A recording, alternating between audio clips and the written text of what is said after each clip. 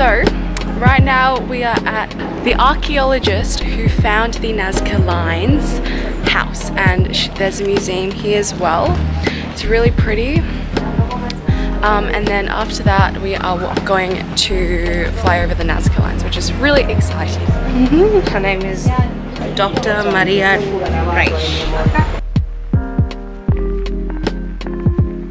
So our first stop to the Nazca Lines was this Peruvian textile factory where they used ancient civilization techniques as well as modern techniques to dye their fabrics and wool.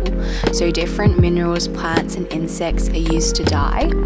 And this is the dye from the cactus, which is also used for cosmetics and food colouring, and it is a major export from Nazca. So by using the lemon to squeeze onto the purple dye, it creates an orange colour, which is used to dye wool. And then when you use the blue to add on to the orange colour, it creates a purple dye, and so on. So that's a replica of the Paracas cultural sewing that they used to do.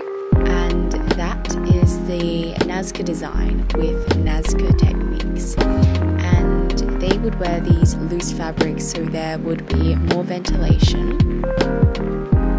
And these are the wiry tribe design and technique.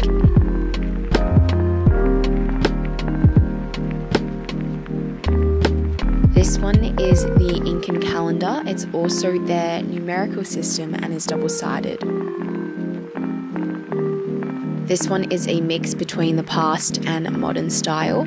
These are industrial colours mixed together, and these fabrics are all made by hand. So the Nazca Lines are one of the top unexplained mysteries in Peru and in the world. They're essentially a group of large geoglyphs with over 70 zoomorphic and plant designs made in the soil of the Nazca Desert, created between 500 BCE and 500 CE.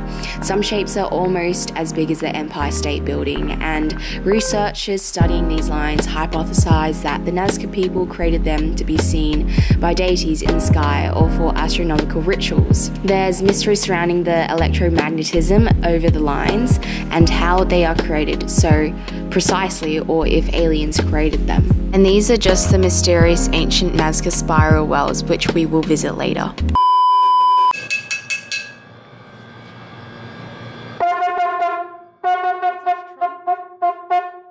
So these are ancient musical instruments in Peru from each ancient civilization, so from the Aztec, the Mayans, and these were used for shamanic ritual tools. They were used for funerary ritual honourings. You're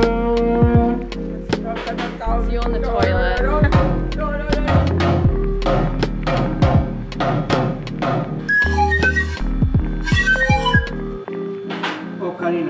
So gross.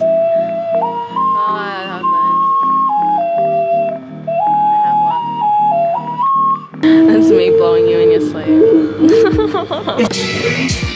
So, we are in the city of Nazca right now. We finished flying over the Nazca Lines. What did you think of the Nazca Lines and the whole experience? So the lines were like amazing. They were really good, but I wanted to throw up. I got such bad motion sickness. Yeah. I looked like I was dead, right? And my head kept pushing back, so I was basically just like, please don't die. Every time I wanted to throw up, but like so we could see it better, which was good. But like the whole motion sickness, and if you're easily nauseous like I am, but it's like such an incredible experience. It's just the whole ride. just don't sit. Hot tip: sit in the middle of the plane. Yeah, never sit the back of things. I always sit the back of things. I bump my head.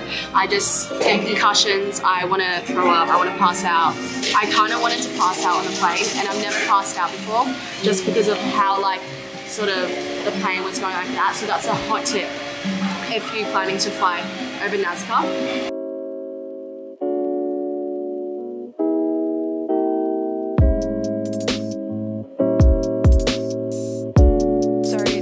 To be all underground, and they're slowly excavating it, so you can see how up there they're covered, so there's probably more ruins underneath. Okay, I'm at a Inca civilization, Inca ruin right now, and this was basically like a resting place for the Incas. So like a sort of city center, and a lot of all of this was underground. So this is how the Incas used to build their walls. And the reason why it looks like this is because they would build it really fast just with the stones.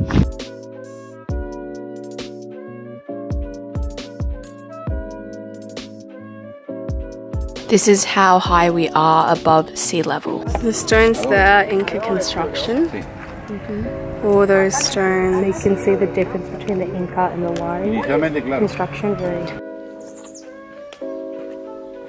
Bien, nos encontramos frente a esta obra de ingeniería hidráulica dejado construido por...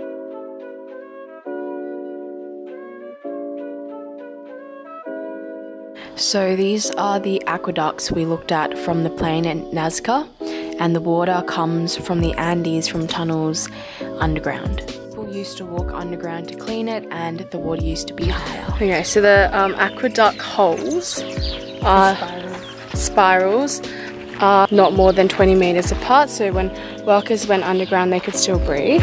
And also they're spirals, so it's easier to get the water underground. So all those holes in the aqueducts are for the birds who live there.